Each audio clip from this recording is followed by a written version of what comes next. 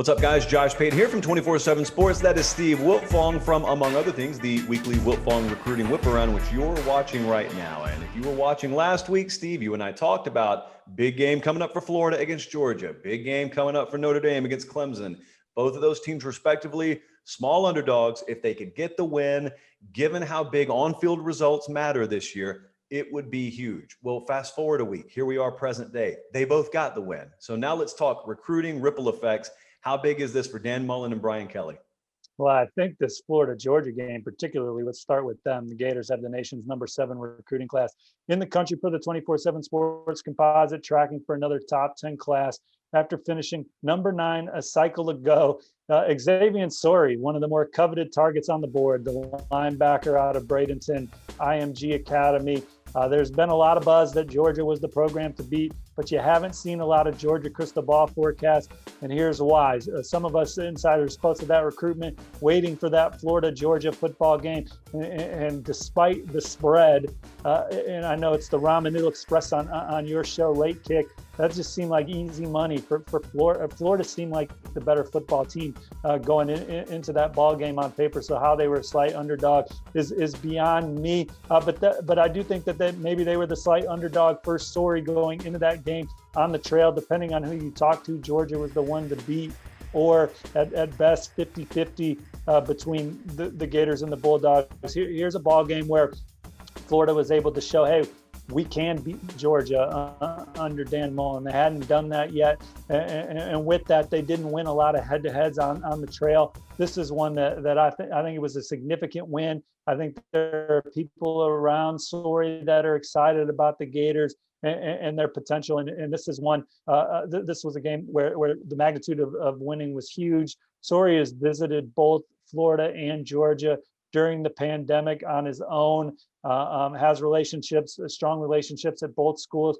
I still think it's a recruitment that can go either way, but I feel much better about Florida coming out of a win there than certainly if they were coming out of a loss. You might have saw the crystal balls already coming in for Georgia, had Kirby Smart, and the Bulldogs won that game. Terrion Arnold, the #2 safety in the top 247 player rankings. Him and Sorey are close. I wouldn't call them a package deal. I wouldn't be surprised if they play together. I still like Florida for Terrion Arnold. Terrion Arnold's recruitment is going to go to the end. I think Sorey are in November. So Florida with a lot of momentum from that ball game with Sorey, and we'll see.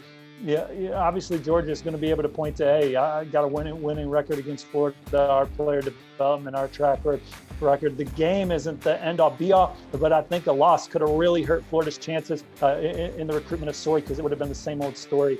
Still like Florida for Bryce Langston, the in-state defensive lineman. And then the other blue chipper still on the board for Dan Mullen in the Gators is Tanmezi Adelaide, the Texas native. He has a final 3 of Alabama, Florida, and Texas A&M. I can't rule out any of those 3 programs. The crystal ball is trending Alabama with some of my colleagues. I've yet to log a pick myself. I think Florida is very much in it. I think that he's a guy that's viewing the SEC championship game as a measuring stick maybe between those 2 programs, because he can look at Florida.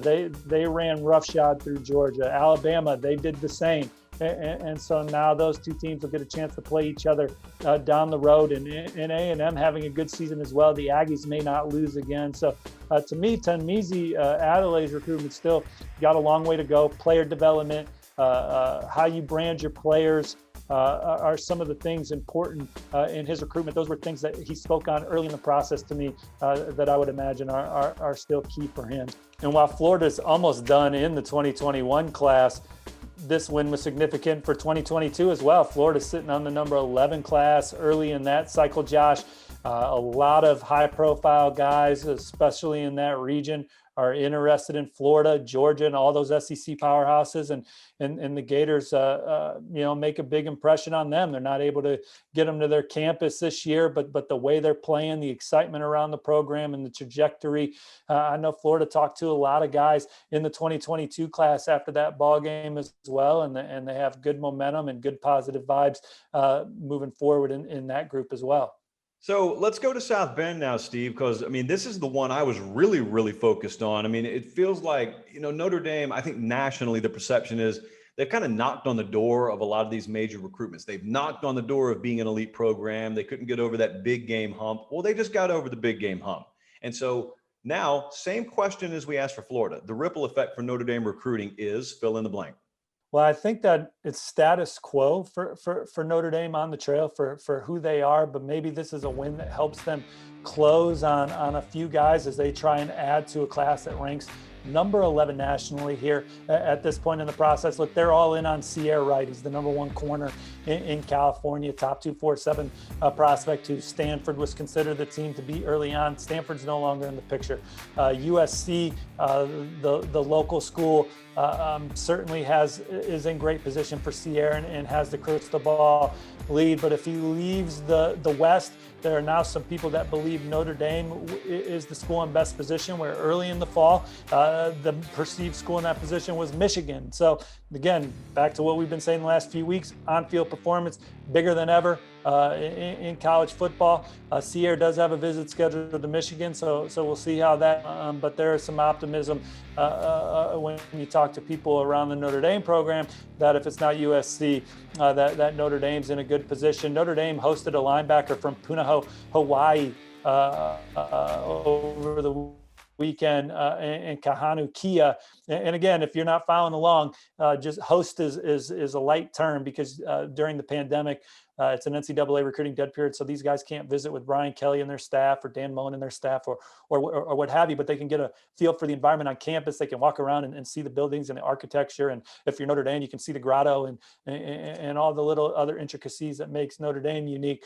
He saw it. I think Notre Dame's the one to beat for him right now. He's a Utah legacy, but keep an eye on the Irish for him. Notre Dame would like to add another offensive lineman. There's a couple guys on the board. They'd like to add another running back.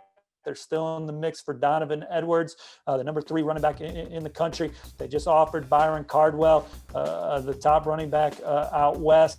And Kelvin Gilliam is the top 247 defensive lineman who's committed to Oklahoma from Virginia, comes from a military family, picked Oklahoma over Penn State and some others back in the summer. Notre Dame did not have a need at defensive tackle, but because of a transfer on their roster, it opens up a spot for them to recruit a defensive tackle. He's the guy that they've zeroed in on, and it sounds like the dialogue's going well there. And this isn't me predicting the spatula flip just yet, but I do think that Notre Dame is in the mix for Gilliam. And then similar to Florida in 2022, Notre Dame, I talked to a ton of high-ranking 2022 prospects after that ball game, and it was a game that really moved the needle for them. And I think that Notre Dame this go-around is definitely put themselves in position to do it in 2022 with a lot of the big names that enjoyed Notre Dame's win on Saturday. Steve Wiltfong, money as always. You can catch all the latest on 247sports.com.